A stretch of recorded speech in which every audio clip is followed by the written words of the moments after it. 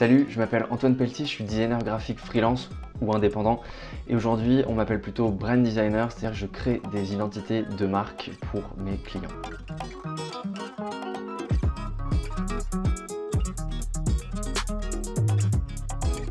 Du coup, j'ai commencé à être freelance à la fin de mes études. C'est un choix que j'ai fait parce que ça me permettait tout simplement d'avoir des clients en parallèle de l'école et donc de pouvoir avoir un peu plus d'argent pour le quotidien.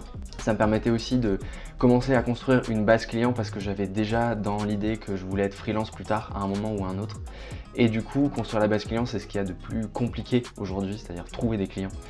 Donc le fait de commencer à m'y mettre pendant les études, ça me permettait d'avoir une sorte de filet de sécurité avec l'école et le soir et le week-end travailler pour mes clients, commencer à les convaincre, commencer à créer du bouche à oreille et commencer à me créer du coup un petit nom de designer graphique indépendant.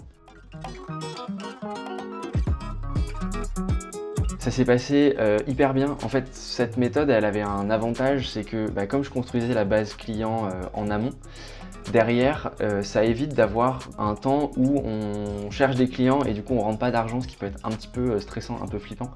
Quand j'ai choisi d'être freelance après être passé en agence, en fait j'avais déjà les gens avec qui j'allais travailler, donc j'ai commencé tout de suite à travailler, j'ai commencé tout de suite à enchaîner et ça s'est passé relativement bien. Ça n'a pas été difficile parce que j'aimais faire ça, mais par contre il faut être prêt quand même à travailler le soir, à travailler le week-end, parce que comme les clients savent qu'on ne peut pas travailler en journée, stage, études, job, du coup il faut quand même tenir certains délais et il faut travailler sur des temps où normalement on se repose. C'est un peu difficile parfois pour l'entourage et pour soi-même. On fatigue, mais vraiment c'était hyper stimulant, ça permet de rencontrer pas mal de choses, de tester pas mal de projets aussi. Ça m'a permis de voir que j'aimais plutôt faire de la marque, plutôt faire du web et qu'il y avait certaines parties que je préférais ne pas traiter en tant que designer.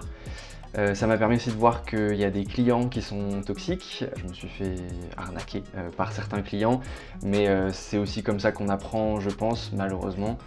On repère que ce type de client ou ce genre de réaction n'est pas normal et du coup on ne les choisit pas, on ne travaille pas avec eux. Aujourd'hui, j'ai le luxe de pouvoir choisir mes missions, pouvoir refuser des clients. J'ai fait une vidéo YouTube à ce sujet d'ailleurs où j'explique pourquoi je dis non à certains clients. Il y a pas mal de raisons, que ce soit budgétaire, que ce soit humainement, ou aujourd'hui parce que je sais que le projet va pas me plaire ou va pas forcément se passer comme moi j'aime qu'il se passe. Alors qu'en agence, c'est du 9h-18h, je choisis pas mes clients et même si aujourd'hui il y a des agences hybrides, ça reste l'expérience que j'ai vécue et du coup je préfère être en freelance.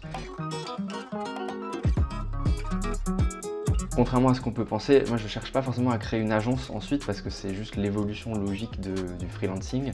Mais en fait moi ce qui me plairait vraiment beaucoup c'est de lancer une marque dont je n'ai pas encore l'idée, dont je n'ai pas encore le concept. Je cherche parfois des associés, je cherche des idées de projets sur lesquels je peux mettre mes compétences que j'ai appris en tant que freelance, mais aussi mes compétences de designer graphique.